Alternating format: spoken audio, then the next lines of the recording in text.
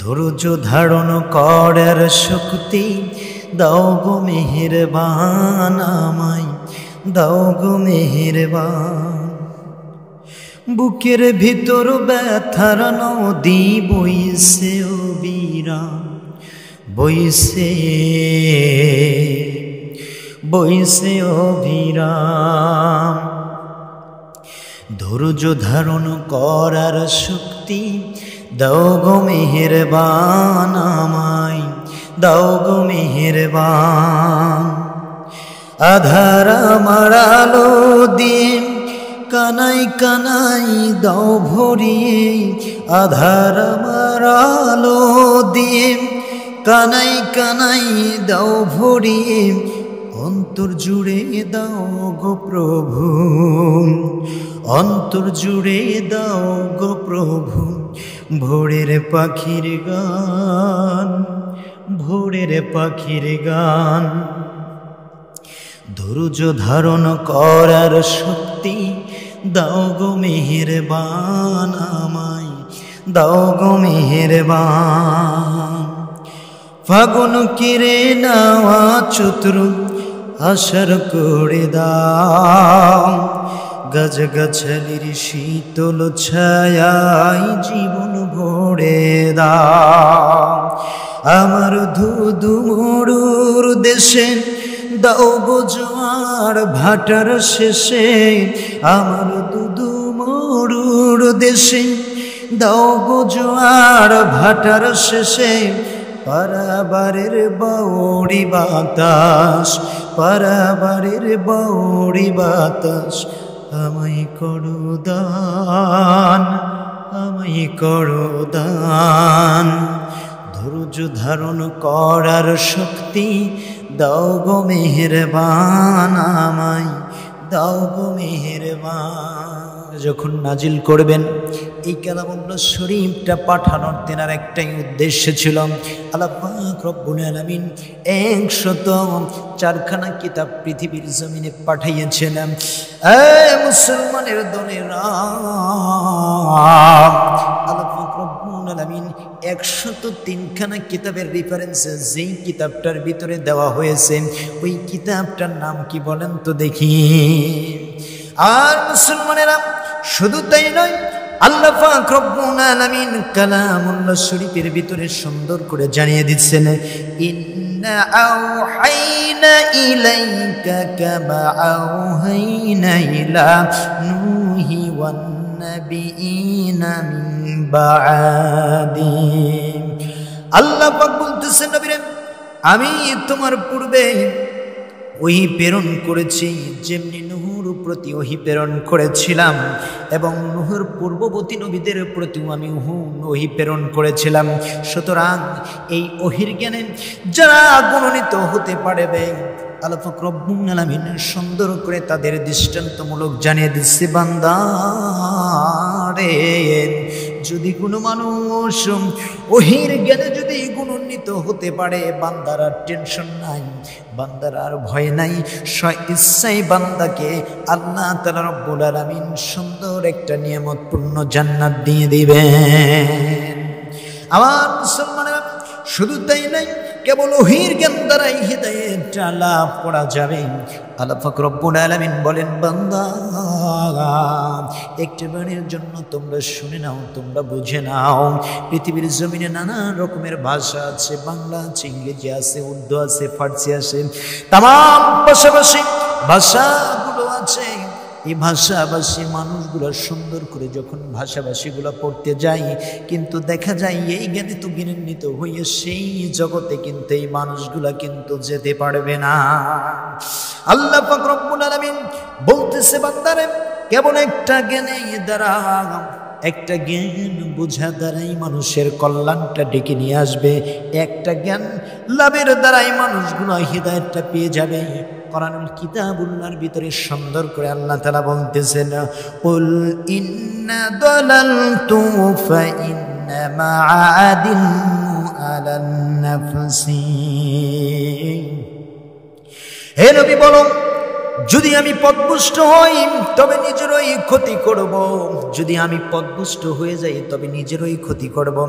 আর যদি আমি সরল সঠিক পথের সন্ধানটা পেয়ে যাই, আর আমার কোনো ভয় নাই, আমার কোনো টেনশন নাই, আমার কোনো চিন্তা নাই।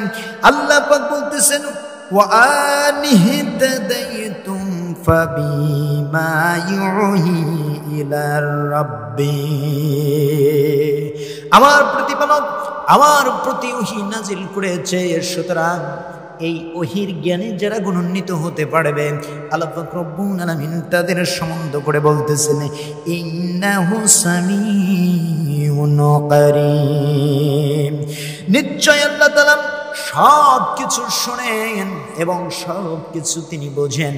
সুতরাং বান্দা হেদায়েতের এক নাম্বার নিশানা হলো বান্দাকে কোরআনের ছায়াতলে আসতে হবে। কোরআন দিয়ে নিজের সামাজিক জীবন, অর্থনৈতিক জীবন, রাজনৈতিক জীবনগুলো সুন্দরভাবে যদি বান্দা যদি কোরআন দেয়া যদি সাজিয়ে নেয়, আল্লাহ পাক রব্বুল আলামিনের হাবিবুল্লাহ বলেছে ওই বান্দাই সবচেয়ে উত্তম বান্দা হয়ে গেল। আমার মুসলমানেরা, শুধু তাই নয়, আল্লাহ পাক রব্বুল আলামিন মানব জাতির হিদায়াতের জন্য সুন্দর করে 30 পারা নামক কোরআন আল্লাহ তাআলা রব্বুল আলামিন নাজিল করে দিলেন। আল্লাহ পাক বলেন নাযালা আলাইকাল কিতাবা বিল হাক্কি মুসাদ্দিকাল লিমা বাইনা আইদিহি ওয়া আনজালাত তাওরাতা ওয়াল ইনজিল। হে রাসূল, আপনি শুনেন, তিনি সত্য সহকারে আপনার উপরে কিতাব নাজিল করেছেন। যেমন কিতাব নাজিল করেছিলেন সত্য নায়িকারী তিনি, ইতিপূর্বে আরো নাজিল করেছেন তাওরাত ও ইনজিল কিতাব। আল্লাহ পাক রব্বুল আলামিন মানুষদেরকে যুগে যুগে যুগে যুগে হিদায়াতের পথটিকে অন্বেষণ করার জন্য যুগে যুগে কোরআনটা আল্লাহ তাআলা রব্বুল আলামিন তাওরাত কিতাব দিয়েছেন। মানুষগুলো হিদায়াতের ছায়াতলে যেন মানুষগুলো চলে আসে। এরপরে আল্লাহ পাক রব্বুল আলামিন ইনজিল কিতাবটাও দিয়েছেন। এরপরে আল্লাহ পাক রব্বুল আলামিন সুন্দর করে তোমার উপরে কালামুল্লাহ শরীফটা নাজিল করেছেন। এই কোরআনের প্রতি যদি কোনো মানুষ যদি, শুধু তাই নয়, আল্লাহ পাক রব্বুল আলামিন আবার সুন্দর করে জানিয়ে দিলেন মিন ক্বাবলু হুদাল লিন্নাসি ওয়া আনজালাল ফুরকান। যেরকম ভাবে আমি তাওরাত কিতাব নাজিল করেছি, আমি ইনজিল কিতাবটা নাজিল করেছি, এগুলো মানুষের জন্য হলো পথ প্রদর্শক। কোন মানুষ এগুলো মানুষের জন্য হলো পথ প্রদর্শক, আর আমি দয়া করে মায়া করে তোমার উপরে ফুরকানটা নাজিল করে দিয়েছি।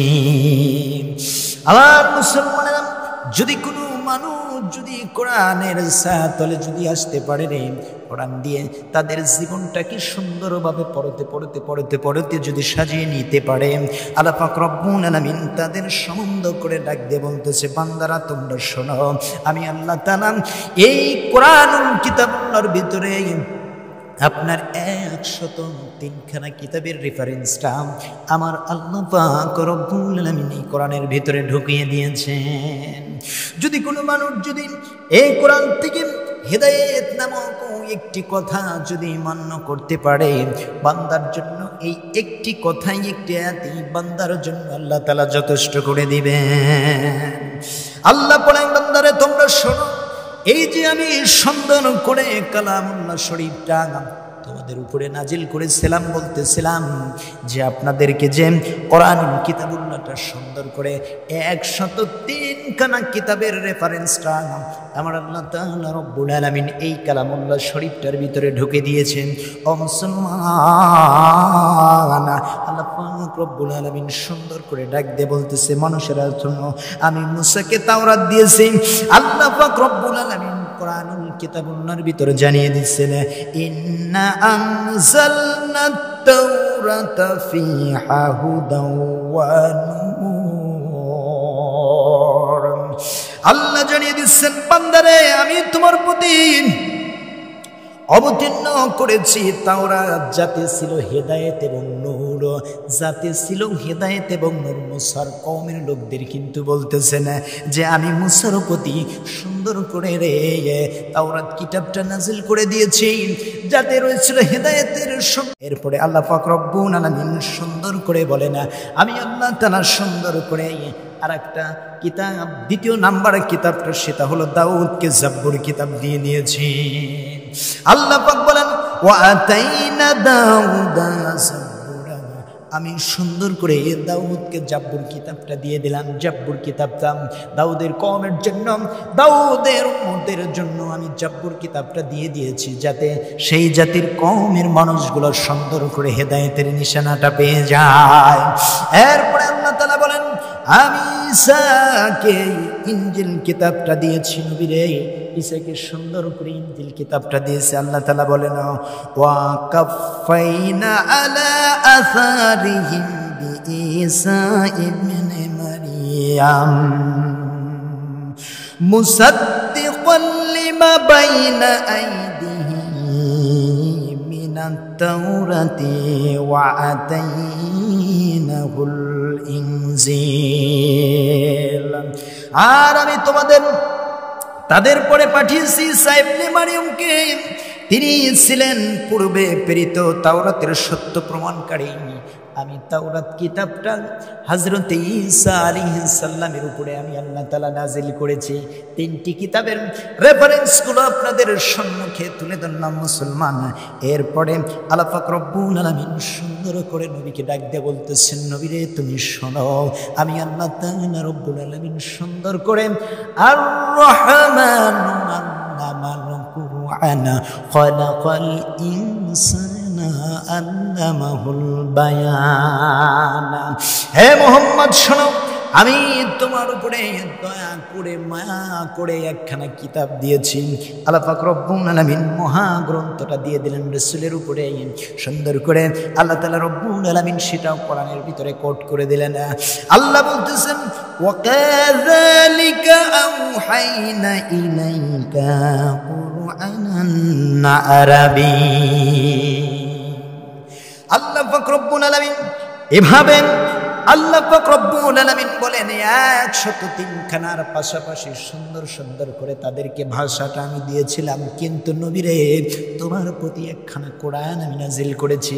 এই কোরআনটা বাংলা ভাষায় নাজিল করি নাই, এই কোরআনটা হিন্দি ভাষায় নাজিল করি নাই, এই কোরআনটা উর্দু ভাষায় নাজিল করি নাই, এই কোরআনটা আমি ফারসি ভাষায় নাজিল করি নাই, এই কোরআনটা আরবি ভাষাতে আমি নাজিল করেছি। সুতরাং কোনো মানুষ যদি এই কোরআনটা যদি সুন্দরভাবে যদি আঁকড়ে ধরে, আল্লাহ পাক রব্বুল আলামিন বলেন, এই যে মানুষের দিলের ভিতরে সুন্দর সুন্দর আজকে সুস্থ সবল মস্তিষ্কের মানুষেরা আপনারা আছেন, আপনারা এখানে সুস্থতা আছেন বিদায় কিন্তু এখানে আসতে পেরেছেন। আর যদি সুস্থতা যদি না থাকতেন তাইলে কিন্তু আসা হতো না। শরীরটা যদি সুস্থতা যদি না থাকতো কোনো ইবাদত বন্দি করে কিন্তু শান্তি পেত না। আমার মুসলমানরা ঠিক একইভাবে আল্লাহ পাক রব্বুল আলামিন এই যে আপনার রূহ বলেন, কলব বলেন, আত্মা বলেন, যেটাই বলেন না কেন, আল্লাহ পাক রব্বুল আলামিন সুন্দর করে বান্দার জন্য বলতেছে, বান্দারে এই শরীরের ভিতরে যদি একটু অসুস্থতার প্রবণতা যদি দেখা দিয়ে দেয়, এই সুস্থতা করানোর জন্য আপনার দেখা যাচ্ছে সুস্থতা করানোর জন্য বাংলাদেশের ভিতরে যত রকমের বড় বড় ডাক্তারগুলো আছে সবগুলো ডাক্তার কিন্তু দেখানো হয়ে যায়, কিন্তু তথাপিও বাংলার জমিনে ডাক্তারদের দেখানোর পরে যদি আপনার সুস্থতা যদি আরোগ্য যদি না লাভ করেন, তাইলে দেখা যায় মানুষেরা কিন্তু বুদ্ধি দেয়, চলে যাও। কোথায় চলে যাও? চলে যাও তোমরা, চলে যাও বড় বড় রাষ্ট্রে, আমেরিকা, এরপরে আপনার বড় বড় রাষ্ট্রের মাঝে চলে যাও। চলে যায় সেখান থেকে তোমরা আরোগ্য লাভ করে সুন্দরভাবে চলে আসে শুধু এই শরীরের জন্য। কিন্তু মুসলমানেরা এই শরীরটারে কিন্তু 1 পয়সারও দাম নাই। কেমনে 1 পয়সার দাম নেই? আসুন ধীরে ধীরে কথাগুলো বলি। আল্লাহ পাক রব্বুল আলামিন বলেন, বান্দারে তোমার শরীরের ভিতরে সুন্দর করে চালানোর জন্য চিন্তা করে দেখো, একটু যদি তুমি অসুস্থ হয়ে পড়ো, কত রকমের ডাক্তারের কাছে চলে যাও, কত রকমের কাছে প্রতিপূর্ণতার মাঝে চলে যাও, কিন্তু আল্লাহ পাক রব্বুল আলামিন সুন্দর করে জানিয়ে দিলেন, বাল হুয়া কুরআন মাজিদ ফি লাওহিম মাহফুজ, তোমার ভিতরে যে একটা প্রাণ দিয়েছেন, এই প্রাণটা সুন্দর করে, এই প্রাণের রুহটা আছে, আত্মাটা আছে, কল্পটা আছে, যে যেটাই বলেন না কেন, আল্লাহ পাক রব্বুল আলামিন সুন্দর করে যে এই যে কল্পটা দিয়েছে, আত্মাটা দিয়েছে, রুহটা দিয়েছে, এই রুহটার ভিতরে এরও তো একটা খাদ্য আছে। এই রুহটা যদি অসুস্থতা হয়ে পড়ে, এর খাদ্যটা কোথায় পাবেন, ওষুধটা কোথায় পাবে না? আল্লাহ তাআলা রব্বুল আলামিন বলেন, ওয়ানাযিলু মিনাল কুরআনি মা হুয়া শিফাআ ওয়া রাহমাতুন। আল্লাহ পাক রব্বুল আলামিন বলেন, পৃথিবীর জমিনে যদি কোনো মানুষ যদি অসুস্থতা বোধ করে, তাইলে ডাক্তারের কাছে যাইয়া কিন্তু সুন্দর করে কিন্তু একটা প্রেসক্রিপশন করে দেয়। এই প্রেসক্রিপশনটা যদি, ওই প্রেসক্রিপশনের মাঝে কিন্তু আপনার ওষুধগুলো লেখা থাকে, এই ওষুধটাই এমনভাবে সেবন করবেন। কিন্তু দেখা গেল ওই প্রেসক্রিপশনের ওষুধটা সেবন না করে সুন্দরভাবে যদি প্রেসক্রিপশনটা নিয়ে এসে যদি গ্লাসের ভিতরে একটা পানি ভিজিয়ে দিলেন, আবার দেখা যায় সকালে ভিজালেন, দুপুরবেলা ভিজিয়ে দিলেন, রাতের বেলা ভিজিয়ে দিলেন, যেরকমভাবে আপনার রোগটা সারবে না। শুধু কোরআনটা দেখে গেলেন, কোরআন দিয়ে একটা বারের জন্য নিজের জীবনটাকে সুন্দরভাবে সাজিয়ে নিতে পারলেন না। আল্লাহ পাক রব্বুল আলামিন সুন্দর করে বলতেছেন, বান্দারে ঠিক এই কোরআনটাকে দিয়ে যদি তোমরা একটা বারের জন্য শিক্ষাটা যদি অর্জন যদি না করতে পারো, সেরকম ভাবে তোমাদের এক পয়সারও মূল্য নাই। আল্লাহ পাক রব্বুল আলামিন সুন্দর করে বিশ্ব নবীজি যখন গাড়ে হেরা গুহার মাঝে যখন অবস্থান করলেন, অবস্থান করার সঙ্গে সঙ্গে দেখা গেল বিশ্ব নবীজি সিজদারত অবস্থায় আছেন। এমন সময় আল্লাহ পাক রব্বুল আলামিন জিবরাইল আমিনের কাছে সুন্দর করে একখানা ওহী নিয়ে গাড়ে হেরা গুহার মাঝে যখন নবী করিম সাল্লাল্লাহু আলাইহি ওয়াসাল্লামের কাছে যখন জিবরাইল আগমন করলেন, আগমন করার পর বিশ্ব নবীকে ডাক দিয়ে বলতেছেন, ইয়া রাসূলুল্লাহ, ইয়া হাবিবাল্লাহ, আপনি পড়েন, ইকরা বিসমি রাব্বিকাল্লাযী খালাক। হে রাসূল, আপনি পড়েন আপনার রবের নামে যিনি সৃষ্টি করেছেন। আল্লাহ পাক রব্বুল আলামিন সালাতের আয়াতটা কিন্তু প্রথম নাজিল করেন নাই, এরপরে রোজার কথাটা কিন্তু প্রথম নাজিল করেন নাই, যাকাতের কথাটা কিন্তু প্রথম নাজিল করেন নাই। আল্লাহ পাক রব্বুল আলামিন সুন্দর করে বান্দার জন্য সর্বপ্রথম নাজিল করলেন সূরা আলাকের 5টি আয়াতে কারিমা। গাড়ে হীরা গুহার মাঝে আমার রব সুন্দর করে বিশ্ব নবীর উপরে 5টি আয়াতে কারিমা নাজিল করলেন। এইবার বিশ্ব নবী বললেন, যখন বললেন ইকরা বিসমি রাব্বিকাল্লাযী খালাক, হে রাসূল আপনি পড়েন আপনি রবের নামে যিনি সৃষ্টি করেছেন। আমার রাসূল বললেন, মা আনতা বিকারি, আমি তো পড়তে জানি না, পড়তে পারি না। এমন সময় জিবরাইল আমিন কি করলেন, আমার রাসূলকে সুন্দরভাবে এমন একটা প্রতিকূল পরিস্থিতি,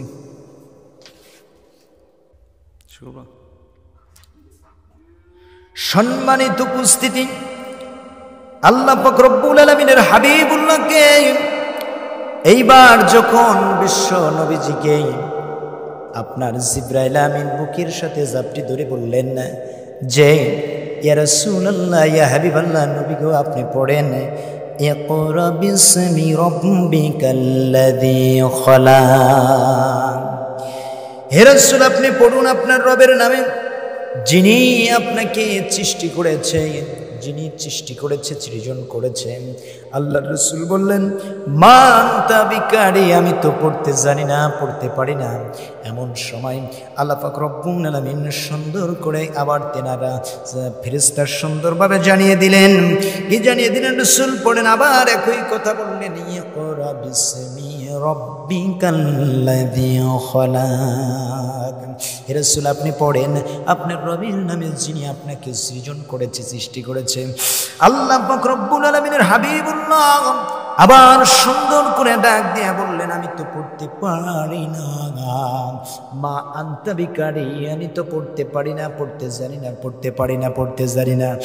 এমন সময় দেখা গেল যে নবীজিকে এমন ভাবে চাপটে ধরলেন জিবরাইল, এমন ভাবে চাপটে ধরে আবার বিশ্ব নবীকে বললেন যে তুমি পড়ো তোমার রবের নামে যিনি তোমাকে সৃষ্টি করেছেন। এমন সময় দেখা যায় বিশ্ব নবী যখন জিবরাইল আমিন বুকের সাথে যখন চাপকে ধরলেন, আমার বুকের উপরে এতই ভারগুলো এসে জমা হয়ে গেল, আমি রাসূল সহ্য করতে পারলাম না। একবার নাই, দুইবার নাই, তিনবার আমার বুকের উপরে বুকের সাথে যখন জিবরাইল আমিনের যখন বুকটা লেগে গেছে, তখন সময় মনে হয়ে গেল পুরা উহুদ পাহাড়টা আমার বুকের উপরে চাপা দেওয়া হয়ে গেছে। এমন সময় বিশ্ব নবী করিম সাল্লাল্লাহু আলাইহি সাল্লাম বলতেছে, সাহাবীরা তোমরা শোনো, নবী করিম সাল্লাল্লাহু আলাইহি সাল্লাম যখন 5টি আয়াতে কারিমা যখন আয়াত করে বাড়ির দিকে যখন রওনা হয়ে যান, এমন সময় খাদিজাতুল কুবরা ডাক দিয়ে বলতেছে, ইয়া রাসূলুল্লাহ, ইয়া হাবিবাল্লাহ, নবী গো আপনি শোনেন, একটা বারের জন্য আপনি শুনে নেন, আপনি বুঝে নেন আপনি কোথায় ছিলেন, কেমন আপনি ভীতি প্রদর্শন করেছেন। এমন সময় নবী করিম সাল্লাল্লাহু আলাইহি সাল্লাম বলতেছেন, খাদিজা আমার এখন কথা বলার মতো কোনো ইচ্ছা পোষণ হচ্ছে না। ও খাদিজা, একটা বারের জন্য তুমি শুনে নাও, বুঝে নাও, আমাকে একটা বারের জন্য তুমি কম্বল দিয়ে ঢেকে দাও।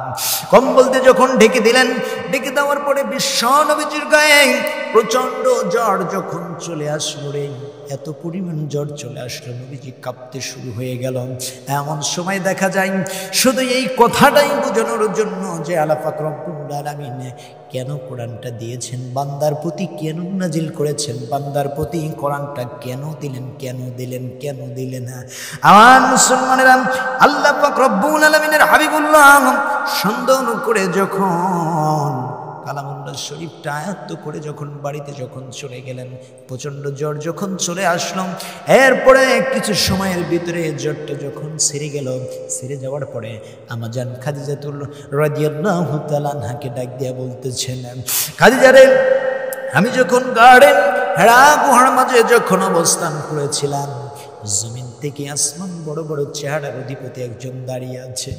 ও খাদিজা, আমার কাছে আসলেন, আমি সিজদারত অবস্থায় পড়েছিলাম, এমন সময় আমার কাছে চলে আসলেন, আমার কাছে এসে বললেন, আপনি পড়েন আপনার রবের নামে যিনি সৃষ্টি করেছেন। এই 5খানা আয়াতে কারিমা আমাকে আয়াত্ত করালেন। এইবার খাদিজারে আমি তাকে দেখি দারুণ ভয় পেয়ে গেলাম, দারুণ ভয়ে আক্রমন্ত হয়ে গেলাম, দারুণ ক্লান্ত হয়ে গেলাম। এইবার খাদিজা ডাক দিয়ে বলতেছেন, ইয়া রাসূলুল্লাহ, ইয়া হাবিবাল্লাহ, চিন্তার কোনো কারণ নাই, টেনশন কোনো ফেল করবেন না, কারণ একটা বারের জন্য আপনি শুনে নেন, আপনি মানুষের কোনো অন্যায় করেন না। এতিম মিসকিন, পথে পড়া আদামরা, কাঙ্গালিনী, প্রতিটা মানুষের মাথায় আপনি হাতটা বুলিয়ে দেন, মানুষের সাথে সদা আচরণ করেন, আত্মীয়তার বন্ধনটা সুন্দরভাবে আপনি সাজিয়ে রাখেন। সুতরাং ইয়া রাসূলুল্লাহ, ইয়া হাবিবাল্লাহ, নবী গো আপনি শুনে নেন, আপনি বুঝে নেন, এই আল্লাহ পাক রব্বুল আলামিন আপনার প্রতি কোনো অকিষ্টতা ধারণ করবেন না। এরপরে দেখা গেল ধীরে ধীরে কোরআনের বাণীটুকু জাগ্রত হওয়া শুরু হয়ে গেল। এমন সময় থেকে ধীরে ধীরে যখন কোরআনের বাণীটুকু যখন বিশ্বনবীজি যখন 5টি আয়াতে কারিমা যখন আয়াত করে ওই যে মক্কার হেরা গুহার মাঝে যখন অবস্থান করে, আবার আসে আবার চলে যায়, এমন সময় দেখা যায় 3 দিন পর্যন্ত রাসূলের কোনো খবর নাই। কিন্তু খাদিজার কাছে বলেছিলেন, খাদিজারে গাড়ে হিরা গুহার মাঝে আল্লাহ পাক রব্বুল আলামিন আমার প্রতি ওহী অবতীর্ণ করেছেন, সুতরাং ওখানে বোধহয় আমার কতটা দিন লেগে যাবে কোরআনটা আয়াত্ত করতে। এমন সময় দেখা যায় বিশ্বনবী করিম সাল্লাল্লাহু আলাইহি সাল্লাম 1 দিন চলে গেল, 2 দিন চলে গেল, 3 দিন যখন চলে যায়, এমন সময় খাদিজা চতুর্দিক দিয়ে মক্কা নগরীর মাঝে খোঁজাখুঁজি শুরু করে দিল, কিন্তু কোথায় বিশ্বনবীজির দেখাটা যখন না পেলেন, এইবার খাদিজা ব্রেন্টের ভিতরে একটা কথা প্রেস করলো, সেটা হলো যে আপনার বিশ্বনবী তো বলেছিলেন গাড়ে হেরা ঘরের মাঝে নবীজি অবস্থান করতেছেন, 3 দিনের না নবী। এমন সময় খাদিজা খুঁজতে খুঁজতে পেরেশানি হয়ে গিয়ে গেলেন নবী করিম সাল্লাল্লাহু আলাইহি সাল্লামকে। এমন সময় দেখা যায় যে এখন যারা যান গাড়ে হীরা গুহার মাঝে যারা অবস্থান করেন, এখন যারা হাজী সাহেবগুলো যান, এখন তো আপনার সিঁড়ি কেটে কেটে কেটে কেটে সুন্দরভাবে ধরে ধরে ওঠার ব্যবস্থাটা করে দিয়েছেন। আমার ভাইরা 6500 মাইল যার উচ্চতা, এই উচ্চতা ভেদ করে খাদিজা, সেই সময় তো কোনো সিঁড়ি ছিল না, সেই সময় তো কোনো ধরার মতো জিনিস ছিল না। বিশ্বনবীর জন্য জবের আটার শুকনো রুটি এবং পানির মুশুকটা নিয়ে যখন সেই আপনার যখন মক্কার গাড়ে হীরা গুহার মাঝে যখন উঠতে গেলেন, অর্ধেক পাহাড়ের কেবল পাশে উঠেছেন, ওঠার সঙ্গে সঙ্গে খাদিজা পাটা চিলিপ করে ভেদ করে জমিনে যখন পড়ে গেলেন, মাথাটা ফেটে গেল। ভেদ করে যখন রক্তগুলো বাড়ানো যখন শুরু হয়ে গেল, রক্তগুলো বের হয়ে যাবার সঙ্গে সঙ্গে খাদিজাতুল কুবরা এমন সময় তার জ্ঞান সেন্সলেস হয়ে পড়ে গেল জমিনে, সেন্সটা হারিয়ে ফেলল। সেন্সটা হারিয়ে পড়ার সঙ্গে সঙ্গে খাদিজার আবার যখন সেন্সটা যখন চলে আসলো, আবার তিনি ভেদ করে সেই সিঁড়িটা তখনকার পাহাড়টা বয়ে বয়ে যখন ওটা যখন শুরু করে দিলেন, শুরু করে দেওয়ার পর এমন সময় দেখা যায় খাদিজা যখন ধীরে ধীরে উঠলেন, ওঠার পরে বিশ্ব নবীর কাছে গেলেন, যাবার পরে দেখেন বিশ্ব নবীজি কোরআনের জন্য সেজদারত অবস্থায় পড়ে আছে। খাদিজা ওখানে দাঁড়িয়ে রলেন। খাদিজা মনে করেন 3 দিনের ধরে বিশ্ব নবীজি অনাহারে পড়ে আছে। না জানি নবী করিম সাল্লাল্লাহু আলাইহি সাল্লামের না জানি ক্ষুধার তাড়নায় তিনি পৃথিবী থেকে চলে গিয়েছেন। এই আশঙ্কাটা খাদিজাতুল কুবরার অন্তরের ভিতরে লেগে গেল। এমন সময় দেখা গেল খাদিজাতুল কুবরা রাদিয়াল্লাহু তাআলা আনহা তিনি যখন এই পরিস্থিতিটা যখন করে নিলেন, আমার মুসলমানেরা এমন সময় দেখা গেল খাদিজাতুল কুবরা এমন সময় বিশ্বনবীকে মনে করলেন তিনি পৃথিবী থেকে ওফাত গ্রহণ করে ফেলেছেন। কারণ 3 দিনের অনাহারের মানুষটা যখন একটাবারের জন্য নড়ে না চলে না, সিজদারত অবস্থায় আছেন। মুসলমানের দলেরা আজকে কোরআনটা আমরা এমনি এমনি পেয়েছি, কোরআনের শানটা বুঝি না, এই কোরআনের মর্যাদাটা বুঝি না। আল্লাহ পাক রব্বুল আলামিনের হাবিবুল্লাহ যখন ওই তো হীরা গুহার মাঝে যখন অবস্থান করলেন, এমন সময় খাদিজা জবেরাটার শুকনো রুটিটা রেখে আসলেন, আর দেখা যায় পানির মুশুকটা বিশ্বনবীকে দিয়ে আসলেন। আবার দেখা যায় সন্ধ্যা গড়িয়ে যখন আসলো, আসার পরে আবার খাদিজা বিশ্বনবীর জন্য যখন আবার সুন্দর করে যখন জবের আটার শুকনো রুটি আর পানির মুশুকটা যখন নিয়ে যখন আসলেন, এমন সময় খাদিজার সাথে আপনার ওরাকা বিন নওফলের দেখা হয়ে গেল। এইবার খাদিজাকে ডাক দিয়ে বলতেছে, বোন রে, এইদিকে তুমি এই খাবারটার পানির মুশুকটি নিয়ে কোথায় রওনা হয়ে গেছো? এইবার খাদিজাতুল কুবরা বলতেছেন, ওই তো দেখা যায় গাড়ে হীরা গুহার মাঝে আমার স্বামী সিজদারত অবস্থায় আছেন, আল্লাহ তাআলা তেনার উপরে কি যেন নাজিল করতেছেন। এমন সময় তাওরাত কিতাবের যিনি পণ্ডিত ছিলেন ওরাকা বিন নওফল, তিনি সুন্দর করে ডাক দিয়ে বললেন, বনুরে, একটাবারের জন্য এখানে তুমি দাঁড়াও, আমি ঘরের ভিতরে যাব এবং আসব। সঙ্গে সঙ্গে দেখা গেল 1000 তাওরাত কিতাব জিনার মুখস্থ ছিল। এমন সময় দেখা গেল তিনি দারুণ বড় পণ্ডিত ছিলেন। এইবার তাওরাত কিতাবটা বের করলেন, বের করার পরে সঙ্গে সঙ্গে ডাক দিয়ে বললেন, বনুরে, তোমার স্বামীর নামটা কি? বলতেছে, আমার স্বামীর নাম হলো মুহাম্মদ। তোমার স্বামীর পিতার নামটা কি? আব্দুল্লাহ। তোমার স্বামীর মাতার নামটা কি? আমার স্বামীর মাতার নামটা হলো আমিনা। এমন সময় ডাক দিয়ে বলতেছে, বনুরে, তোমার স্বামী কিন্তু সাধারণ একজন মানুষ না। আল্লাহ পাক রব্বুল আলামিন যারে সৃজন না করলেন গোটা আসমানটা সৃজন করতেন না, গোটা জমিনটা সৃজন করতেন না। আসমান এবং জমিনের সমন্বয়ে দেখা যায় যে আসমান এবং জমিনের সমন্বয়ে কোনো কিছুই সৃজন করতেন না। আল্লাহ পাক রব্বুল আলামিনের হাবিবুল্লাহ রূপে যাকে দেখতে যাই, 103টা কিতাবের রেফারেন্সের ভিতরে আমরা শুনেছি ওই বিশ্ব নবীজির উপরে ফুরকান নামের একখানা কিতাবুল্লাহ নাজিল হবে। তবে বোনরে, একটাবারের জন্য শুনে নাও, একটাবারের জন্য বুঝে নাও, এই মক্কার জমিনে এমন একটা দুর্দশা চলে আসবে, জানি না সেই সময়টা কখন চলে আসবে। তাওরাত কিতাবের ভিতরে আমরা পেয়েছি যে এই মুহাম্মদটা আলামিন বিশ্বাসী মানুষটা, এই মক্কার মানুষগুলো তাকে দূর দূর দূর দূর করে তাড়িয়ে দিবে। বন্ধু, ঠিক সেই সময় আমি যদি বেঁচে থাকতাম তাহলে নিশ্চিত মুহাম্মাদের উপকারে চলে আসতাম। এমন সময় দেখা গেল বিশ্ব নবী করিম সাল্লাল্লাহু আলাইহি সাল্লাম ধীরে ধীরে ওহীগুলো নাজিল হওয়া শুরু হয়ে গেল। ওহীগুলো যখন নাজিল দলেরা, এমন সময় নবী করিম সাল্লাল্লাহু আলাইহি সাল্লামের রাতের 1/3 উঠে যখন সুন্দর করে যখন কালামুল্লাহ শরীফটা যখন তেলাওয়াত করে, এমন সময় দেখা যায় বড় বড় কাফিরগুলো আবু জাহেল, উতবা, শাইবা, মুগীরা, 4 জন কাফির এসে সেই সুন্দর করে এসে বিশ্ব নবী করিম সাল্লাল্লাহু আলাইহি সাল্লামের ঘরের মাঝে যখন দাঁড়িয়ে গিয়েছেন, এমন সময় সারাটি রাত্রি ভর বিশ্ব নবীজির কালামুল্লাহ শরীফটা শোনা শুরু করে দিয়েছেন। এমনভাবে শুনতেছেন গাটা যেন তাদের শিংড়িয়ে শিংড়িয়ে যাচ্ছে। তারা খালি এটাই বলতেছেন, এই ভাষাটা কোথা থেকে মুহাম্মদ পেল এক সুন্দর ছন্দে ছন্দে আকারে, কেমন করে মুহাম্মদ কি বড় জাদুকর হয়ে গেল নাকি, এমনভাবে ধারণা করতেছে। কোরআনের একটি বাণী, একটি প্রতীকতা, কোরআনের একটি আয়াতের কার্যকারিতা শুনে শুনে তাদের গাগুলো শিংড়িয়ে যাচ্ছে। এমন সময় দেখা যায় সুবে সাদিক হয়ে যাবেন। সুবে সাদিকটা হয়ে যাবার পর বিশ্ব নবী করিম সাল্লাল্লাহু আলাইহি সাল্লাম যখন দেখা যায় কোরআনটা যখন তিলাওয়াত করা অফ করে দিলেন, এমন সময় দেখা যায় 4 জন কাফির মিলে যার যার গন্তব্যস্থলের দিকে যখন রওনা হয়ে গেছেন, রওনা হয়ে যাবার সঙ্গে সঙ্গে দেখা যায় 4 জন মিলে 4 জন একই সাথে ধাক্কা খেয়ে গেছেন।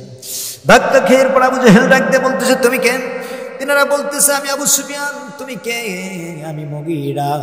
এভাবে 4 জন মিলে যখন ধাক্কা খাওয়ার পর বলতেছে, শোনো তোমরা, এইভাবে মুহাম্মাদের কোরআনের প্রতি আমরা যদি নেতারাই যদি আকর্ষণিত হয়ে যাই, কিন্তু দেখা গেল তাহলে আমরাই যদি কোরআনের প্রতি অগ্রপাত হয়ে যাই, তাইলে দেখা গেল বাকি সব মানুষগুলা কেমন করবে। অতএব কি আছে, হাতে হাত দাও, কালামা হাতে হাত দাও, তওবা পড়ে নাও, আর জীবনে কখনো মুহাম্মাদের এই কোরআন চর্চা করার জন্য আসা হবে না। আমার মুসলমানের দলেরা, এমন সময় দেখা যায় ওই দিন চলে গেল। ঠিক দ্বিতীয় দিন যখন রাত্রিটা চলে এসেছে, আসার পরে সুন্দর করে বিশ্ব নবী করিম সাল্লাল্লাহু আলাইহি সাল্লাম আবার যখন কোরআনের ধ্বনিটা, কোরআন শরীফ যখন তেলাওয়াত করা যখন শুরু করে দিয়েছে, শুরু করে দেবার সঙ্গে সঙ্গে এমন সময় দেখা যায় যে আবার 4 জন মিলে বিশ্ব নবীজির ঘরের কোণায় দাঁড়িয়ে গিয়েছে। নবী করিম সাল্লাল্লাহু আলাইহি সাল্লাম কোরআনটা যখন সুন্দরভাবে পড়েন, কাফেররা শুধু বলে, না রে না রে, এ আসলে একজন খাঁটি নবী না হলে এত সুন্দর সুন্দর আওয়াজগুলো কোত্থেকে আনে, এত সুন্দর ভাষাগুলো আরবি নামক কথাগুলো কোথা থেকে নিয়ে আসে গে। এমন সময় দেখা গেল বিশ্ব নবীজি এত সুন্দরভাবে কোরআনগুলো যখন তেলাওয়াত করা শুরু করে দিলেন, এমন সময় দেখা যায় কাফেরেরা শুনতে শুনতে পাগুলো কখন লেগে গেছে তারা টের উপায় নাই। এমন সময় গাগুলো তাদের শুধু শিংড়ে যাচ্ছে। আমার মুসলমানেরা, আবার যখন সুবে সাদিকটা যখন হয়ে যাবার সঙ্গে সঙ্গে দেখা গেল যে বিশ্ব নবী করিম সাল্লাল্লাহু আলাইহি সাল্লাম কোরআন তেলাওয়াত করা যখন বন্ধ করে দিলেন, বন্ধ করে দেওয়ার পর এমন সময় দেখা যায় কাফেরেরা আবার যখন যার যার গন্তব্যস্থলের দিকে যখন ছুটেছেন, এমন সময় দেখা যায় আমাদের বিশ্ব নবী করিম সাল্লাল্লাহু আলাইহি ওয়াসাল্লাম যখন কোরআনটা যখন অফ করে দিলেন পড়া, এমন সময় 4 জন কাফের আবার একইভাবে যখন ধাক্কা খেলেন, আবু জাহেলকে উতবা ডাকতে বলতেছে, তুমি কে? বলতেছে, আমি আবু জাহেল। আবু জাহেল ডাকতে বলতেছে, তুমি কে? আমি উতবা। আরে কালকেই না বললে যে তওবা পড়ে নিলা, আর মুহাম্মাদের কোরআনটা শ্রবণ করার জন্য আসবো না, কোরআনটা শোনার জন্য আসবো না, কিন্তু কেন তোমরা আবার এসেছো? বলো দেখি কেন এসেছো? এইবার আবু জেহেল বলতেছে তোমরা নিজেরাই যদি এরকম করো তাইলে কেমন হবে। এইবার উতবা ডাইকতে বলতেছেন, ওগো নেতা লিডার, আপনি শোনেন, আমাদের না জেনে আপনি তওবা পড়িয়ে দিলেন, কিন্তু আপনি কেন এই কোরআন শরীফ শ্রবণ করার জন্য আসলেন বলেন। এইবার লিডার ডাকতে বলতেছে, আবু জেহেল ডাক দিয়ে বলতেছেন, ও উতবা সাইবা মুগীরা, তোমরা শোনো, হাতে হাত দাও, আসো হাতে হাত দিয়ে কোরআন থেকে আমরা দূরে সরে যাই। এই কোরআনের বিপ্লবী আন্দোলনগুলো, বিপ্লবী কথাগুলো যেন দূরে সরে থাকে। আমরা নিজেরাই যদি কোরআনের পড়তে পড়তে কোরআন যদি শুনবার জন্য চলে আসি, তাইলে একটা বারের জন্য চিন্তা করে দেখো বাকি সব মানুষগুলো কেমন হয়ে যাবে। অতএব হাত দাও, হাত দাও, আজ থেকে তওবা পড়ো। যেখানে কোরআন শরীফটা তেলাওয়াত হবে, কোরআনের কথাগুলো বলা হবে, আমরা নিজেরা তো যাবই না, এবং বাকি যারা আছে রে তাদেরকে যেতে দেব না, এবং কোরআনের মাহফিলগুলো কিন্তু আমরা বন্ধ করে দেব।